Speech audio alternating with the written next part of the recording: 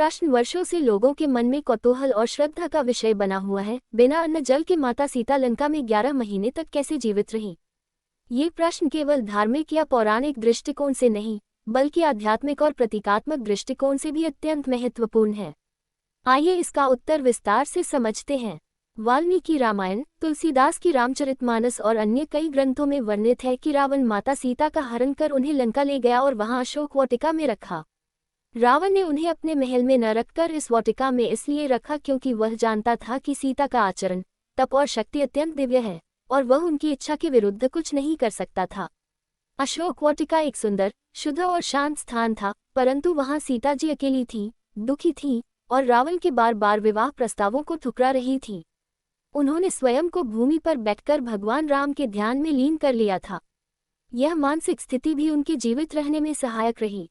माता सीता कोई साधारण स्त्री नहीं थी, वे स्वयं भूमि की पुत्री थीं, जिन्हें धरती से उत्पन्न कहा गया है। वे तपस्विनी थीं और योगबल से संपन्न थीं। जैसे कई ऋषि मुनि वर्षों तक केवल वायु पर जीवित रहते हैं, वैसे ही माता सीता भी आत्मिक शक्ति और तपस्या के बल पर जीवित रहीं। योग शास्त्र के अनुसार जब कोई साधक गहरे ध्यान या समाधि की अवस्था में होता है, तब शरीर की आवश्यकता बहुत कम हो जाती है। सांस धीमी हो जाती है, ऊर्जा क्षय नहीं होती और व्यक्ति अल्पाहार या निराहार रह सकता है। अशोक वाटिका कोई साधारण बाग नहीं था, बल्कि वह रावण की लंका का एक पवित्र और शक्तिशाली स्थान था। वहां पर अद्भुत औषधीय और दिव्य वृक्ष पौधे थे। अनेक विद्वानों के अनुसार वहां की प्राकृतिक ऊर्जा और औषधीय वातावरण से सीता जी को जीवन शक्ति मिलती रही। कुछ ग्रंथों में संकेत मिलता है कि वातावरण में दिव्य फल फूल और निर्मल जल उपलब्ध था।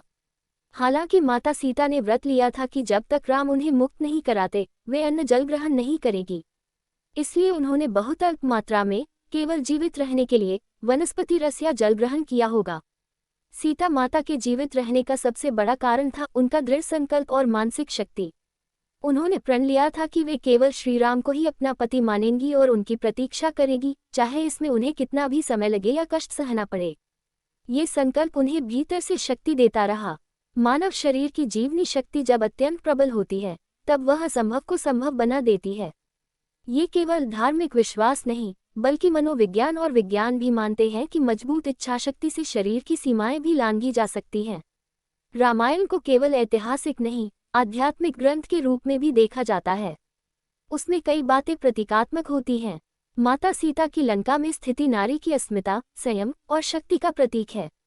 उनका बिना अन्न जल के जीवित रहना ये दर्शाता है कि एक स्त्री जब अपने धर्म और मर्यादा के लिए संकल्पित होती है, तो वह समस्त पीड़ा सहने की क्षमता रखती है। वाल्मीकि रामायण में हनुमान जी के लंका पहुंचने पर माता सीता को संदेश देते समय वे कहते हैं कि हे माता, प्रभु राम शीघ्र ही आपको मुक्त कराएंगे। उस समय तक माता सीता पूर्ण विश्वास के साथ अपने आराध्य की प्रतीक्षा कर रही थी। ऐसा भी विश्वास है कि देवताओं की कृपा से और स्वयं हनुमान जी की सहायता से उन्हें कभी कभी दिव्य फल या जीवन रक्षक सामग्री प्राप्त होती रही होगी। हनुमान जी तो स्वयं संकट मोचन है। जब वे लंका पहुंचे, तब माता को भी ऊर्जा मिली। माता सीता की जीवित रहने की शक्ति उनके योगबल, तप, संकल्प और श्रद्धा में निहित थी। उन्होंने शारीरिक आवश्यकताओं से ऊपर उठकर आत्मिक शक्ति के बल पर समय बिताया।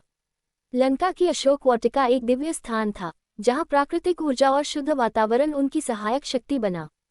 ये प्रसंग हमें ये सिखाता है कि धैर्य, संकल्प और श्रद्धा से कोई भी संकट सहा जा सकता है, चाहे वह कितना भी कठिन क्यों न हो। रावण ने उनकी पूंछ में आग लगवाने का आदेश दिया। हनुमान जी ने अपनी पूंछ जलाकर पूरी लंका में आग लगा दी। ये लंका दहन का प्रसंग अत्यंत प्रसिद्ध है। फिर वे समुद्र पार कर श्री राम के पास लौटे और माता सीता की भेंट और संदेश दिया। हनुमान जी और सीता माता की यह भेंट केवल कथा नहीं, बल्कि अनेक गहरे आध्यात्मिक और सामाजिक संदेश देती है। हनुमान जी का ये कार्य सच्ची भक्ति और सेवा भावना का उदाहरण है। उन्होंने बिना किसी स्वार्थ के केवल श्री राम के आदेश का पालन करते हुए ये कार्य किया। हनुमान जी ने अपने पराक्रम के साथ अपनी नीति और विचारशीलता का भी परिचय दिया। उन्होंने योजना बनाकर कार्य किया और कहीं भी भावुकता में कोई भूल नहीं की। माता सीता ने ये सिद्ध किया कि एक स्त्री संकट में भी अपने धर्म और मर्यादा को नहीं छोड़ती। उन्होंने हनुमान जी के साथ भागने से इनकार कर यह सिद्ध किया कि स्त्री की रक्षा उसके पति के हाथों ही होनी चाहिए, जिससे वह समाज में सम्मान पा सके। ये केवल एक आभूषण नहीं था, बल्कि प्रेम, विश्वास और पहचान का प्रतीक था। इसने सीता माता को आश्वस्त किया कि उनका प्रिय पति उन्हें खोज रहा है। हनुमान जी और सीता माता की अशोक वाटिका में हुई भेंट केवल एक मिलन नहीं थी, बल्कि यह धर्म, विश्वास, भक्ति और कर्तव्य का अद्भुत संगम था। इस प्रसंग से हमें ये शिक्षा मिलती है कि संकट कितना भी बड़ा क्यों न हो, यदि मन में भक्ति, नीति और धैर्य है तो समाधान अवश्य मिलेगा। हनुमान जी का समर्पण और पराक्रम, माता सीता की सहनशीलता और विश्वास, ये दोनों मिलकर रामायण के इस अंश को अमर बना देते हैं।